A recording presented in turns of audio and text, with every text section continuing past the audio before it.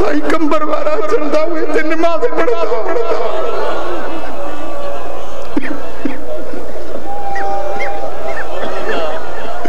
सदन मोहब्बत हुई मदीने वाले साईं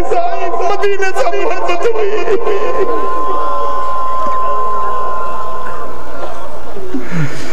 मुसलो बिछाने हुआ मां भी भीड़ से साईं जन ईंदा ते मां ज़ियारत कया जिन वल क़िबला साईं जन तशरीफ़ फरमा थिया मुखे ॾिसी ऐं भाकुर पातो मुंहिंजी निशानी खे चुमियो मुझे निरड़ के चुमियो फरमायो पुट तव्हां बि मदीने में आयो मुझे सही सही लई देर का तव्हां इंतजार कयो आ तव्हां देर सां पहुतो न व्हील चेयर हुई न को जिस्मानी का तकलीफ हुई बिल्कुल ठीक बिल्कुल सेहतमंद मां अर्ज़ कया तो देर कयो पण फिर मुझा 4 फ़कीर मुखों परे थी विया मां उन्हनि खे वठण वियो मुझा 4 फ़कीर मुखों परे थी मां उन्हनि खे वठण वियो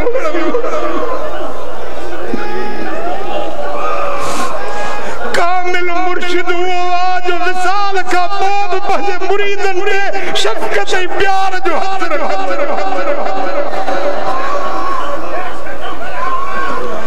कयो करमुल्ला ते करम आयो अंगण मांजे ते हिन राजन खे रहबर तुंहिंजे दुआ जी दरगार हिन राजन खे रहबर तुंहिंजे दुआ जी दरगार तोखे दिल थी सने सारे ओ साईं कंबर वारा लखे आलियूं आहिनि अखड़ियूं तोले सैयद सुवारा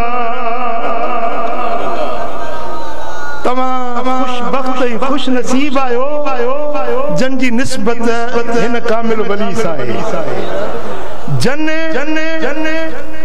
हज़रत साईं जन जी बेअत कई हुई उन्हनि खे मां गुज़ारिश कंदुसि उहे साईं अताउल्लाह शाह जी बेअत कंदा बेअत सानी तरीक़त में ज़रूरी आहे मुर्शिद दुनिया तां पर्दो करे वञे थो त ज़ाहिरी बेअत सानी जेके सॾिबो आहे असांजे नक्शबंदी सिलसिले जो इमाम हज़रत इमाम रब्बानी मुजद्दिद मुनव्वर अल्फ सानी रहमतुल्लाह अलैह जन जे मकतूबा शरीफ में लिखियल आहे त बेअत सानी ज़रूरी आहे छो त मक़सूद डॉक्टर न हूंदो आहे मक़सूद बीमारी वञाइण हूंदो आहे जेकॾहिं तव्हांजी इलाज हले थो पियो डॉक्टर जेकॾहिं पर्दो करे वञे त तव्हां ईअं न चवंदो त बसि मुंहिंजो उहो ई थींदो